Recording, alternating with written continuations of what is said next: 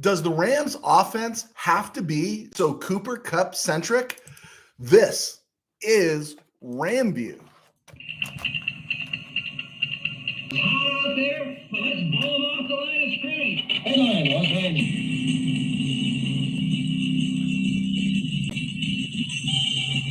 Live from the Ram Cave, I'm Joe Terosian, and this is RamView, the September 1st, 2023 edition, brought to you by Kistler Law Firm. Injured in an auto accident? Need help? Got questions?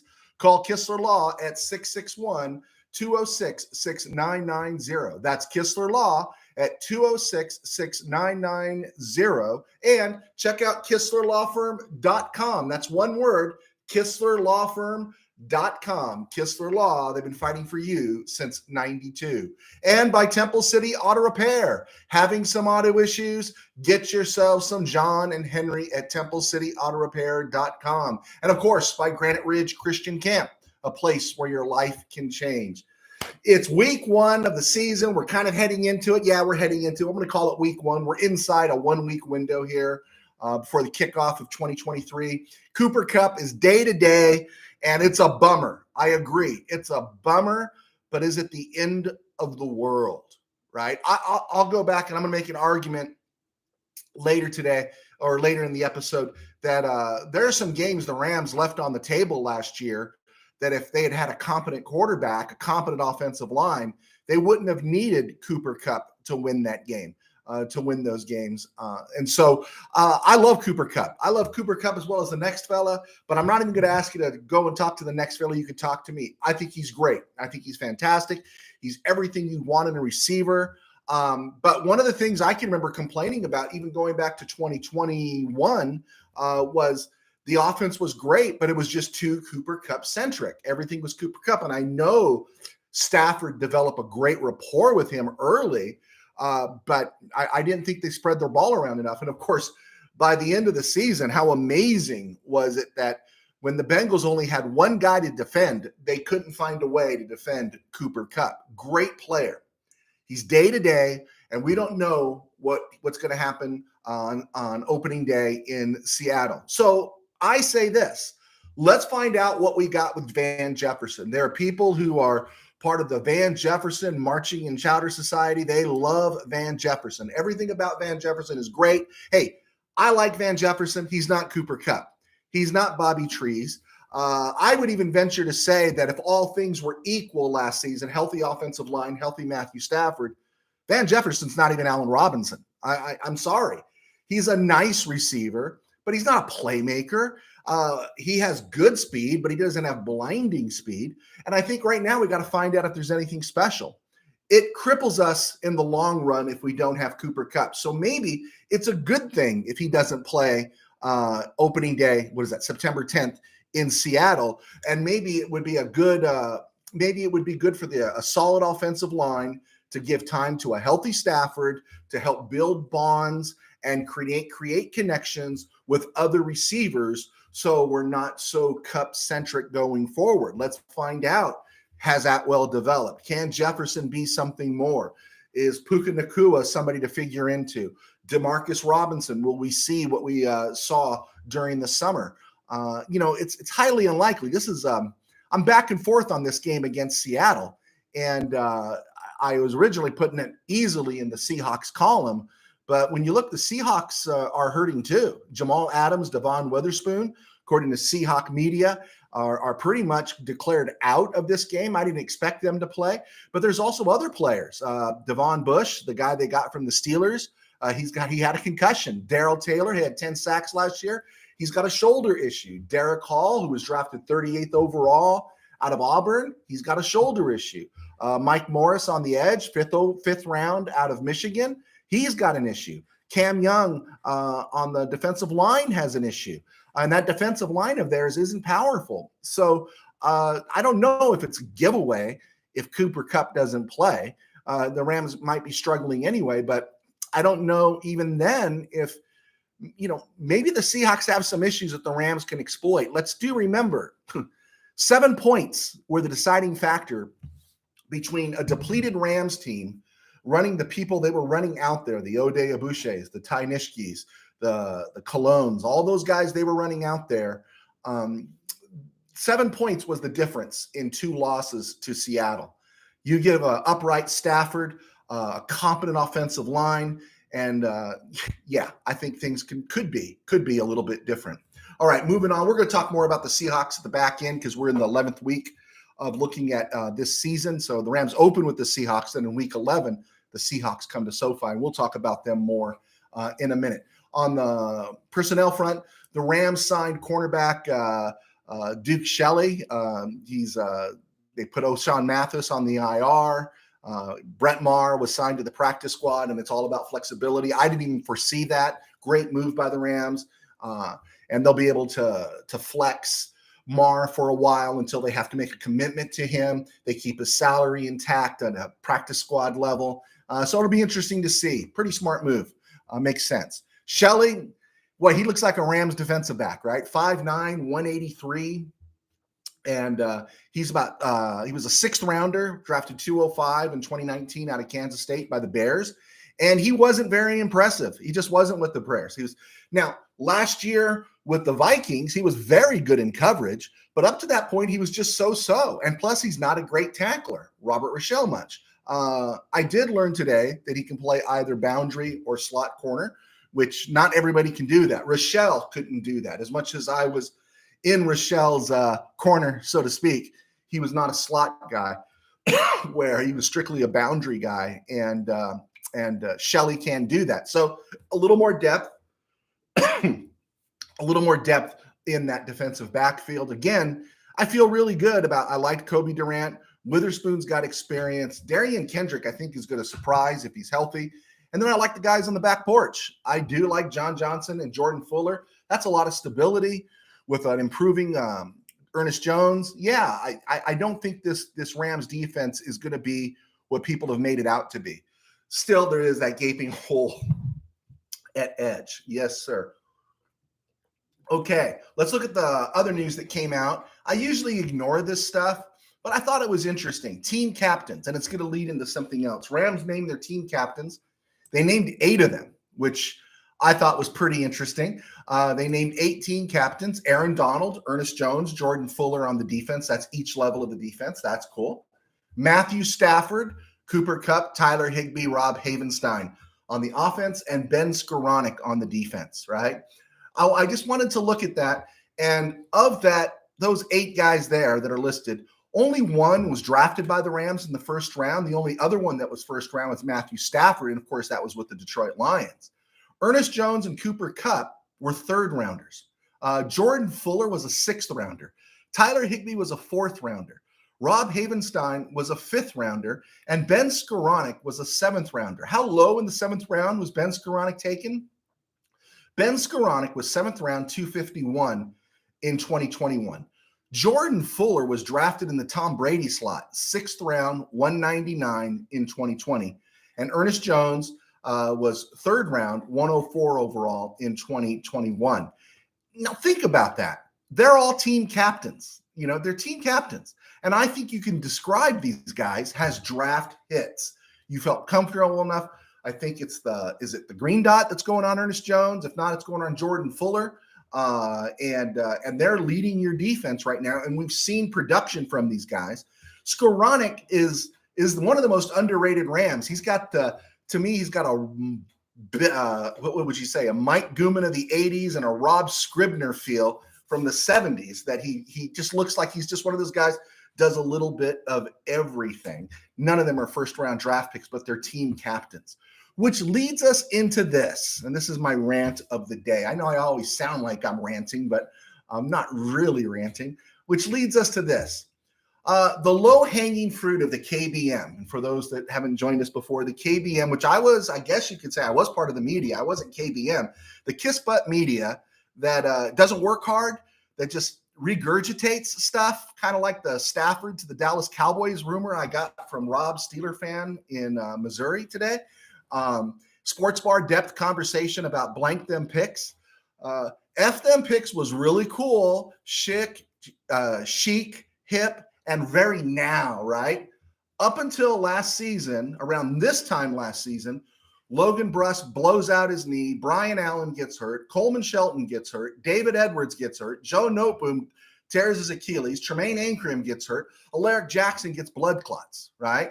Does anyone know if any of those guys were first-round picks? Logan Bruss was third round. Joe Noteboom was third round. Brian Allen was fourth round. Tremaine Ankrum was seventh round. David Edwards was fifth round. You won a Super Bowl with David Edwards at left guard. And Tremaine Ankrum and Coleman Shelton were undrafted free agents. None of them were first-round picks, right? But all of them go down. The only one that stays upright is Havenstein.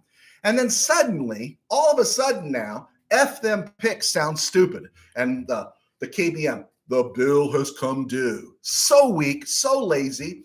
The trading away of previous picks was completely unconnected to the collapse of the offensive line a year ago. And you can center all of the Rams' issues a year ago around the collapse of the offensive line. The railing against the F them picks sounds eerily similar to the pushback toward analytics in baseball. And I'm not a huge fan of the analytics. I think it's kind of hurt the game, the 3 true outcomes. But everyone's pushing back. How do you go to the Super Bowl twice, win once, stay in contention 5 out of 6 seasons without a first-round draft pick from 2017 to 2022? And I use 2022 because that led into last year. We know we didn't have a first-round pick this year. To stay in contention for 6 years with not a first-round pick, that's a paradigm shift. That's a different way of thinking. That's something that's unique and distinct that the Rams took to their advantage.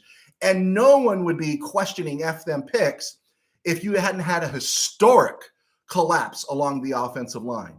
So all the shallow KBM jump on the bandwagon during the historic, off-the-charts injury epidemic along the offensive line and then claim it has everything to do with F them picks. Are you kidding me? Are you kidding? Hey, Sorge, you got to get past your speculation of Mike Greenberg. That was a speculation. I mean, please. Are you that desperate out in Pittsburgh land? Hey, news to note, Steeler fan Rob in Missouri, I have some news that there may be some evidence coming that he's not really a Steeler fan, that he was a Cowboy fan. And I think I have some photos to prove that. We'll get back to him. So F them picks is terrible, even though it was the offensive line that had nothing to do with first-round picks not being available or going down. Last year, the Rams were 5-12. But re-look at that season again. And I've done this earlier, but we have a bigger audience now. The Rams were 5-12 last season. The second time they played the Cardinals, they faced Colt McCoy. They should have won that game. That would make them 6-11. They should have beat the Saints. That would make them 7-10. They had the game against the Buccaneers won. They had Tampa beat, and they had Tom Brady beat again. And you should talk to Raheem Morris. You should talk to Raheem Morris on why they played so soft that Tom Brady, without any timeouts, was able to march downfield and beat the Rams. The Rams should have won that game. That would make them 8-9. And then they should have beaten the Seahawks at least once. At least once. Instead, they lost 2 games by a combined 7 points. That would make them 9-8. 2022 had nothing to do with F them picks or the trading away of draft picks. It had everything to do with the collapse and the injury on the offensive line, right? And if there's struggle this year, it's not going to be because of the lack of first-round picks. It's going to be because I think maybe they closed the window a year too soon, moving off. They could have kept Floyd. They could have kept Jalen Ramsey and made one more run at it. I really think they could have. There would have been ways to work around that, but they made a choice to do it now. And I think by doing it now, they take a dip, but they don't take a drop. And I think maybe if they had stuck with it for one more run, one more year, maybe they take that precipitous drop. And I think there's going to be a dip this year, a mild dip. I think they're a 9-8 team. I think they could be 10-7. I think low end they could be 7-10. But if you're 8-9, 9-8, you're in the hunt in the weak NFC. You're in the discussion in terms of NFC wildcard. And for a team that hasn't had a draft pick in the first round for 7 years, yeah, I think the blank them picks has kind of worked for the Rams to stay in contention. For goodness sakes, you talk like they're the Arizona Cardinals, right? You talk like they're the Arizona Cardinals, and it is time to move on from that. The Rams did stuff that's out of the box. And then some jackwagon had something out there that said Sean McVay is overrated. Man, if you'd seen Sean McVay coach down the stretch last year, if you paid any attention, I thought it was his best job. He kept that team playing. Jalen Ramsey, Bobby Wagner, these guys that had nothing to play for, veterans who likely saw the writing on the wall. I don't think anything was a mystery as they were moved beyond, as the Rams moved off of them. Those guys could have just called it a season and tanked it. But you know what? McVay didn't let them do that. He kept working. He even got some good looks out of Baker Mayfield. To say Sean McVay is overrated, go back to the sports bar, go back to Mike Florio, go back to ESPN, where they float rumors about Matthew Stafford being traded to the Dallas Cowboys. Anyway, around the NFL, still hanging around as free agents, something to think about. Leonard Fournette, Kareem Hunt, a couple of running backs there, Jarvis Landry, and Kenny Golladay. Now, it's interesting because I don't know what you'd have to pay those guys. Nobody has signed them. I don't know where they're at in working out and stuff. But you have to wonder when you think of Landry and Golladay, if this cup thing lingers, which it's a hamstring, folks, and say, Jefferson, Nakua, Robinson, Atwell don't work out, could the Rams make a move for a quality receiver like Jarvis Landry? He's not a number one anymore. But this guy's a guy that knows how to play football, and he does everything, or he did everything, except he probably doesn't have the burner speed or anything close to that anymore. And, of course, Kenny Golladay. So it would be interesting to keep an eye on them. I'm not saying they should sign them, but just keep an eye on them. Speaking of the Seahawks, they signed Robert Rochelle to the practice squad. Interesting, Devon Witherspoon's not playing. I even think Tariq Woolen was a little bit banged up. Rochelle also is familiar with the Rams. So that'll be interesting. He was signed to their practice squad. Regarding the 49ers, so far no Nick Bosa contract, but the reports are that the 49ers have offered him Aaron Donald money. The market price for Nick Bosa was 28 rocks. That's in the millions. But the Aaron Donald money is 31.6, and Nick Bosa might be looking at 32. That would be interesting. I'd love to see the 49ers give it to him because they haven't gotten to a Super Bowl yet with him. He's got some nicks and bruises, and 32 rocks against their salary cap kind of hamstrings him a little bit, helps that window contract. Yeah, sign him. I'm good with it. I just want to know if Rob, Steeler fan in Missouri, if his team can give the 49ers a rough time in Pittsburgh on opening day. Do you think you could help us out there, Mr. Steeler fan in Missouri? Cardinals are bringing in quarterbacks Tim Rosenbach and Jim Hart for tryouts, but deny rumors they are tanking in 2023. Okay. Regarding the San Diego Chargers, the Los Angeles Chargers, can I just say, please go back to San Diego. As far as Los Angeles is concerned, Chargers, you're the Ishmael and you're never going to be Jacob. No one really wants you here. Go back. Chiefs, Chris Jones still is not reported. Chiefs are literally 6 days away from kickoff against Detroit. That should be an interesting opener. Anxious to check out that game. But no Chris Jones. Jared Goff is thrilled because if you remember that shootout at the Coliseum back in 2018, the disruptor was Chris Jones, who kept coming up the middle on Goff, and the Rams pulled that one out. I still argue that the Goff that you're seeing in Detroit is the Goff the Rams had in 2018, and the Goff the Rams had in 2019, 2020 was an aberration. Something happened after 2018 in those last two seasons with the Rams. He did not look the same, didn't play with the same confidence, but he appears to have it back. And why wouldn't you have confidence going against the Chiefs if you know Chris Jones is holding out? So good for the Lions. Cowboys, I mentioned there's nothing really to say. ESPN's Mike Greenberg had a suggestion that Matthew Stafford, the Rams struggle this year, and Dak struggles, that he could become the quarterback for the Dallas Cowboys because he's from Dallas and stuff. I become the quarterback of the Rams. I'm from Los Angeles. There we go. Getting to the Taxkins, you heard on Chase Young. They don't know if he's going to play. Aren't you tired of Chase Young if you're the Taxkins? I don't know what's worse, putting up with the name Commanders or dealing with Chase Young, who had a pretty decent rookie year but has given you nothing since. My advice to you is don't sign him, deal him. Deal him as quick as possible. All right, I'm sick of talking about the Jets. The whole world revolves around I got pictures, Rob. I got pictures, Steeler fan in Missouri. You were a Cowboys fan, just responding to a message that came over the boards here for people listening on Spotify. Tired of talking about the Jets, tired of Aaron Rodgers. I hope they do well, but man, can somebody in the media do some work that doesn't involve Aaron Rodgers and the Jets? Please. The Patriots now they've done something. They've signed former Ole Miss quarterback Matt Corral.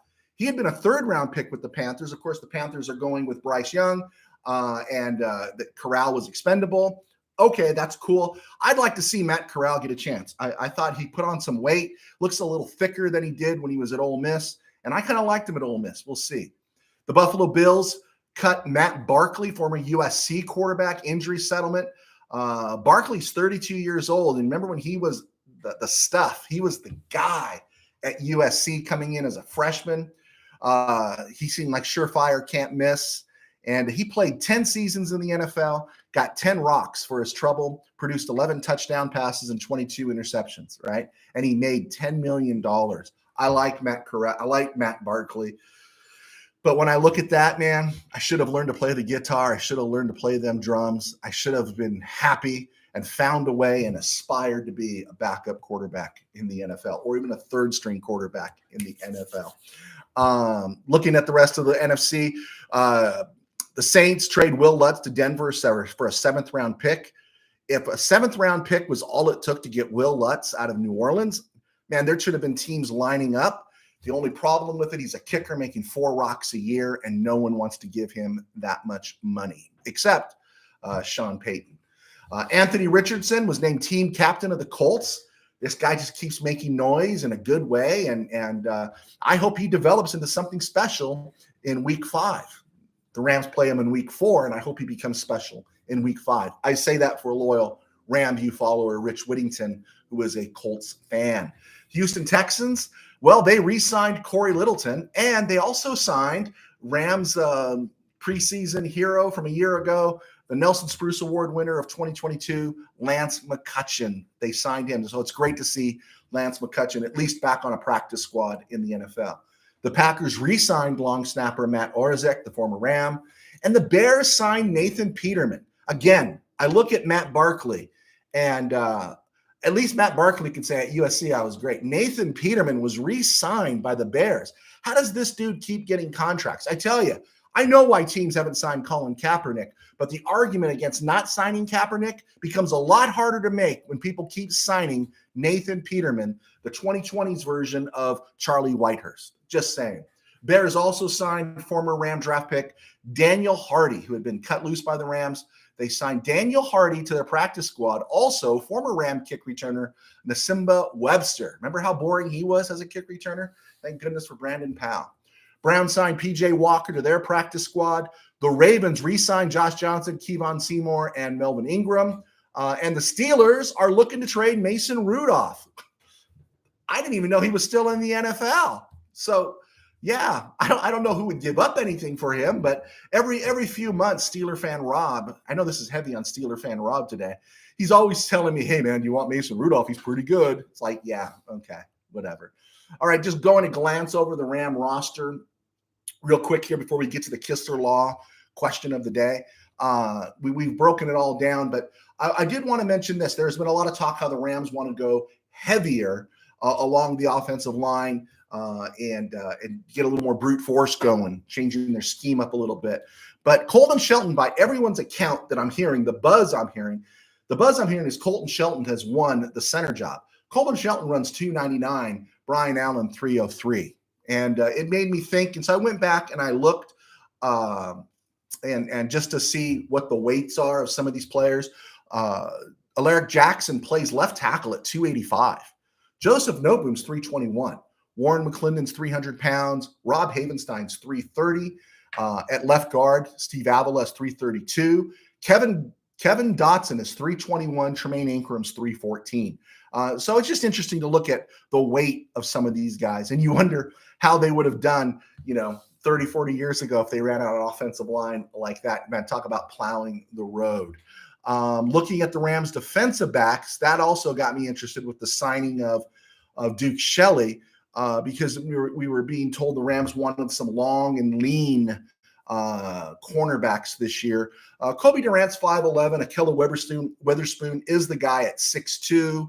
Darian Kendrick goes at 6 foot.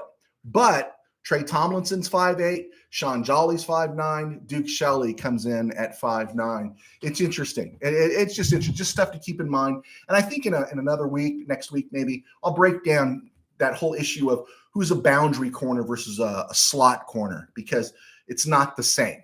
It's not the same. It's much harder to move into the slot when you've been a boundary corner your whole career. Okay, got those things out of the way. We got the practice squad stuff. Brett Maher, we talked about that. Kistler trivia question of the day. The Kistler trivia question of the day is brought to you by Kistler Law. I've been fighting for you since 92. And that question is, in the early 1960s, the Rams drafted 3 quarterbacks in the first round in a row. Who were they? In the early 1960s, the Rams drafted 3 quarterbacks in the first round consecutively. Who were they? We'll give you the answer later in the show. Let's just see if you can come up with the answer before I get to the end of the show. Okay, I'm Joe Terosian. I was a sports writer, still am kind of, for 21 years. And I was one of the founding members at Mid-Valley Sports. They cover the San Diego Chargers. Well, they cover Ishmael. Call me Ishmael. They cover the Bolts here at SoFi. And they're still in the room. My guys, Tim and Dwayne. And I do RamView. And I also write books. I write books, publish them on Amazon. You can check it out. This is my first book. It was called Tangent Dreams, a high school football novel. Received really good reviews, did well. I wrote a second football novel. You could find that there on Amazon. Most of my writing tends to lean Christian fiction, and that will reveal to you that I do RamView, thanks to my sponsors, and I write books because it allows me to do my day job. I work as a pastor at Burbank Faith Nazarene in Burbank, obviously, and we are right here on YouTube at Burbank Faith Virtual. You can check us out. Our website is the same, as well as our group name on Facebook. And of course, we post to Twitter and Instagram and all those various places. So if you want to check us out there, you can. I do all those things because I love it. It is my calling. But I also love talking Ram football. And I do come from a professional background. And I'm not in the room, just speculation and observation these days. But I do thank you for your support. If you could check us out on Spotify and hit a subscribe button there. We struggle on Spotify. We've made more hay here than we have on the regular podcast. And I just thank you for your support here. If you haven't liked and subscribed yet, please do share it with your friends as we continue to build our footprint. And if you're in an auto accident, call Kistler Law. They've been fighting for you since 92. Okay. Hey, real quick, college football top 10 based on what I've seen already. Okay. We had Saturday's games and we had last night's games. So I've only seen 8 teams, so my top 10 is my top 8 today. And this is just based on what I've seen. So I'm not going to say Alabama, LSU, or anything. I'm just going with what I've seen, okay? And my number 1 team in the country is Utah, the Utes last night. They got a win without Cam Rising, and it was okay. But, hey, it was a win. They beat Florida, and good for them. At number 2 is USC. Now, people are going to say, hey, man, what about USC? They should be number 1. They got Caleb Williams. They had Caleb Williams last year, and they couldn't beat Utah, okay? So, yeah, I know there was some crazy reffing there, but they couldn't beat USC.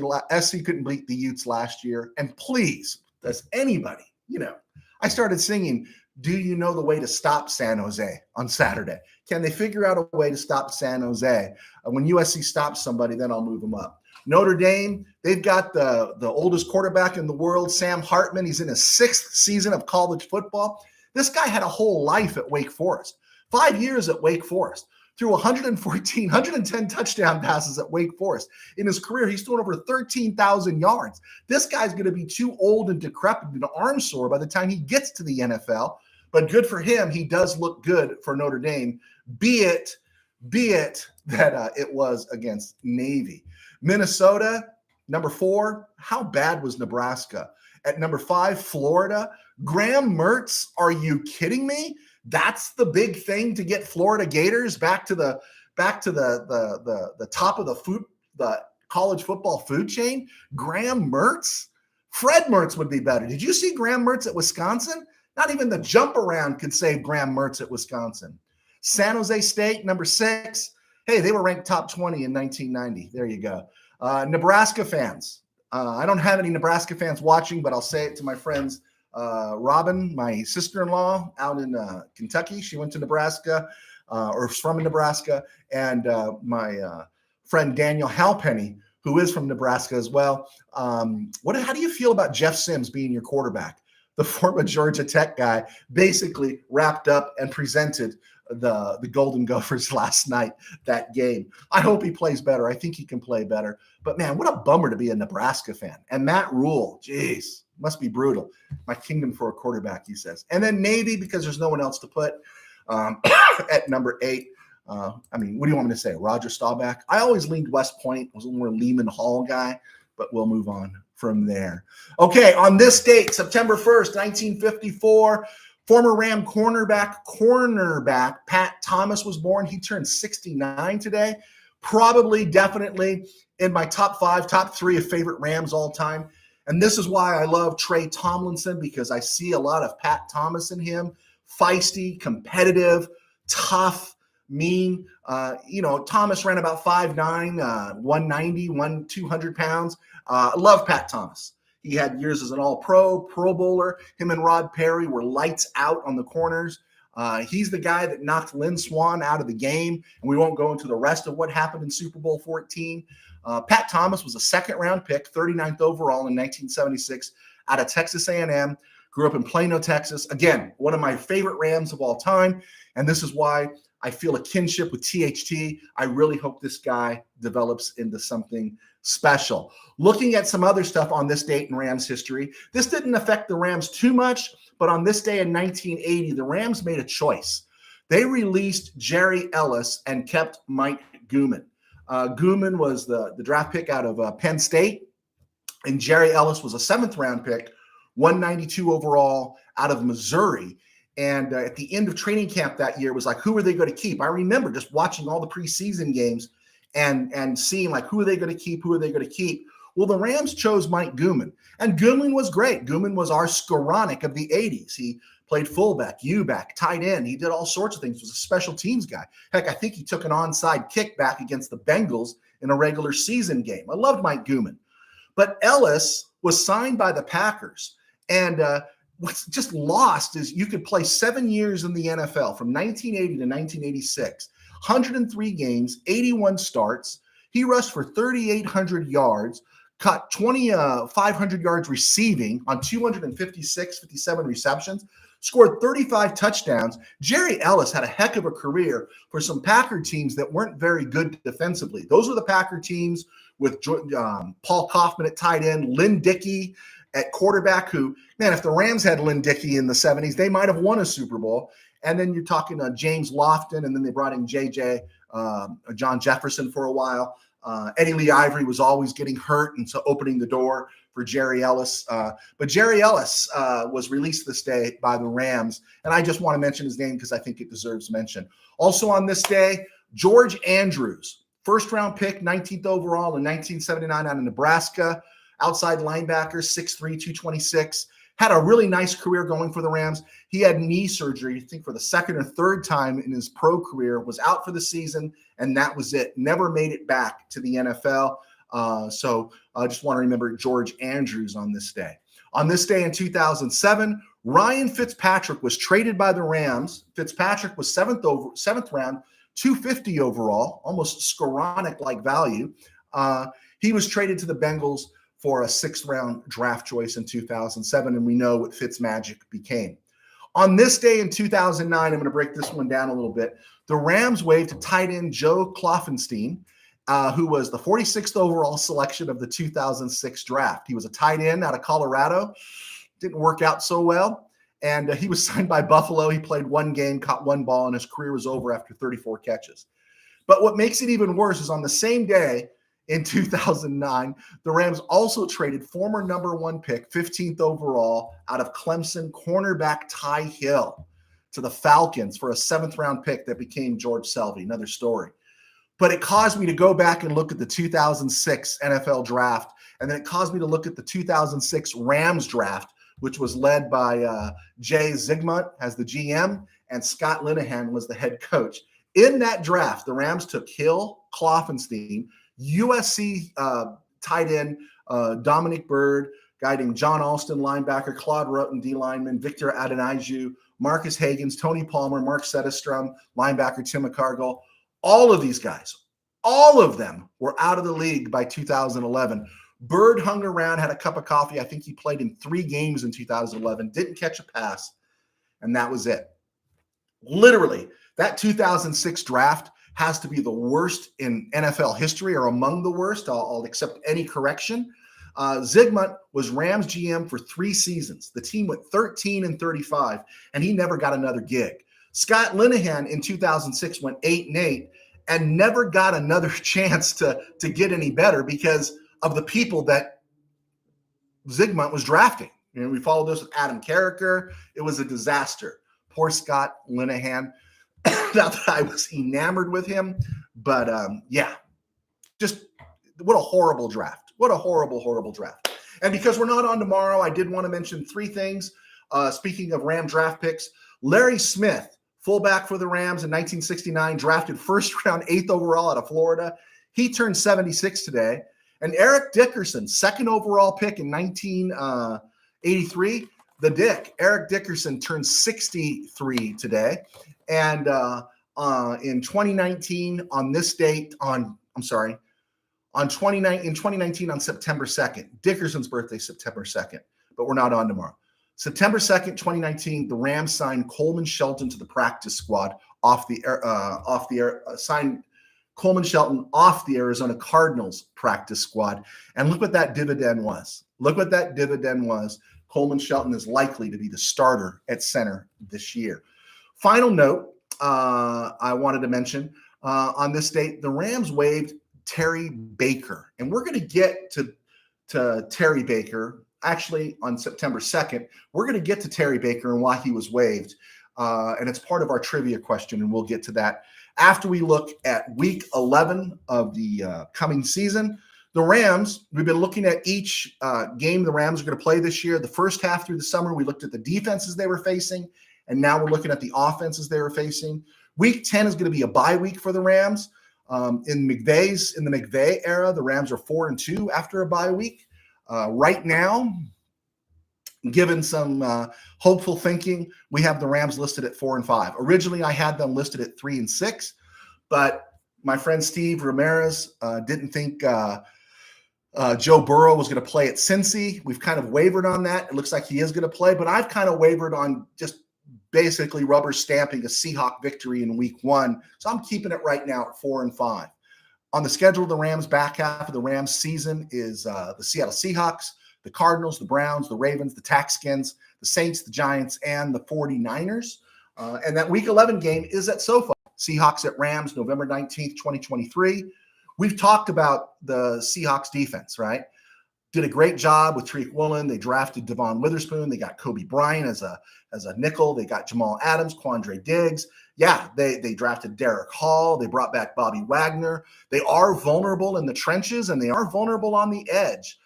They do need some help on the edge. They got Darrell Taylor, who's banged up right now, and Uchenna Nwasa. He had a good year with the Chargers, but still kind of a long shot. And so we talked about that defense, but looking at that Seahawk offense and how it pertains against the Rams, you got DK Metcalf, Tyler Lockett, Jackson Smith-Njigba is actually back. Very doubtful that he's going to play week 1 against the Rams, but barring anything else, he should be back in week 11. The Seahawks have Noah Fant, another Iowa tight end, playing for them. He's played well. And then, of course, they got Kenneth Walker, Zach Charbonnet out of UCLA. And across the board, they really rebuilt their offensive line. And the rookies had some struggles last year, but they ended up playing 1,000 snaps. Left tackle, Charles Cross. Right tackle, Abraham Lucas. Left guard, Damian Lewis was one of the top-rated guards last year. They brought in Evan Brown. They got a little weak spot there at right guard in Phillip Haynes. But the question here is that so many people have assumed that Geno Smith is not going to repeat what he did last year. And I'm not saying that he's going to be better than he was last year, but I'm thinking he could be just as good. They surrounded people around him. They didn't take away pieces. They added pieces. And we know a Pete Carroll offense, even if no matter who's running it, Those teams are not going to do anything extraordinary or anything off the charts or ask too much. They're just going to ask Geno to do his job. And I don't know if the regression is going to be as legitimate. Now, my other answer is that by week 11, this Rams defense is going to be better. After the bye week, when we get to the second half of the season, I think those young corners are going to be confident. If JJ and Jordan Fuller are healthy, if Aaron Donald could give a little bit of help, and being Aaron Donald in the lineup, he'll give help. That gives help to the edge rushers. You got to find an edge rush, right? And so I think this Rams defense will be better, and it's in SoFi, and the Rams nearly pulled this off last year in SoFi with, I think, John Wolford. The only thing that I think is really going to hurt the Rams defense is the scheme. I can't stand that soft shell. I can't stand the passivity of that defense. But all things being equal, I'm still going to lean towards the Rams in this one. And that means after 10 games, I would have the Rams at 5-5. So there you go. That's it. It was a stone groove. It's been a stone groove, but we're not done yet. All right. The trivia question of the day. The trivia question of the day is, in the early 1960s, the Rams drafted 3 quarterbacks in the first round in a row. Who were they? And we're going to give that answer right now. We got a fan here. Mr. Powers, Baker, Munson, and Gabriel. I'd like to say Baker, Munson, and Gabriel, Mr. Powers, but technically the truth is on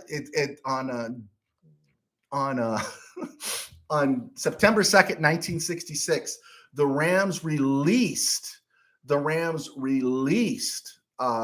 Terry Baker, who had been the first overall pick in 1963.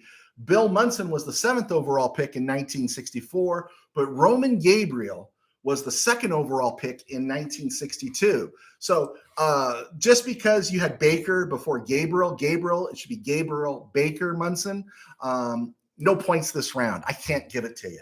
But think about this. 3 years in a row, the Rams drafted a quarterback in the top 10. Now, I know that was before the merger. It was before the common draft. But they literally drafted Roman Gabriel, 2nd overall in 62, felt so confident about that pick that they drafted Terry Baker, who they immediately started converting to halfback and wide receiver because they saw he had no arm whatsoever. Poor scouting there, right? And they drafted Baker 1st overall in 63. And then they felt so bad about that and had so little regard for Roman Gabriel that they drafted Bill Munson, 1st round, 7th overall in 1964. And because of that glut of number 1 draft picks at quarterback, after Bill Munson, the Rams didn't draft another quarterback in the 1st round till 2010. And I think we know what that dude's name is. It was Sam Bradford. But when you look at that, now you know why Roman Gabriel was so loyal to George Allen. Because George Allen got to the Rams in 66 and says, what the hey, man? You got Roman Gabriel. So he went with Roman Gabriel. Again, thank you that George Allen's in the Hall of Fame. He went with Roman Gabriel, and then the fortunes changed. Baker was a bust. Munson was pedestrian. Roman Gabriel is definitely in the Hall of very, very good. And the bummer about that is in 67 and 69, the Rams had 2 great teams. They ran into the Packers, and then they ran into the Vikings in Minnesota and Bloomington. If the Rams could have gotten to 1 Super Bowl, what would it have been like to play the Chiefs in 69? What would it have been like to play the Raiders in 67? And I think they could have picked off that 67 team. I think they could have picked off the 67 Raiders. It would have been marvelous. And then we would be talking about Roman Gabriel, about why isn't he getting his Hall of Fame flowers and his Hall of Fame call. All right. I think that's about it. I think we're good. It was a stone groove, my man. There we go. Thomas didn't back down from anybody. Nope. Tim Powers, he did not. I don't know what number 44 is. You can let me know. And we'll go from there. But everybody else, thank you so much for clicking on. Thank you for clicking on later. Thank you for the encouragement and how we've climbed the ladder. And we're slowly making noise. And we're making some inroads here on in social media in terms of the Rams. doing our best to make sure it is content driven, not KBM driven, that we're not just looking for the low hanging fruit, but diving just a little bit deeper. Please hit like, subscribe, share. God bless. We will talk to you on Monday. And all I can say is go Rams.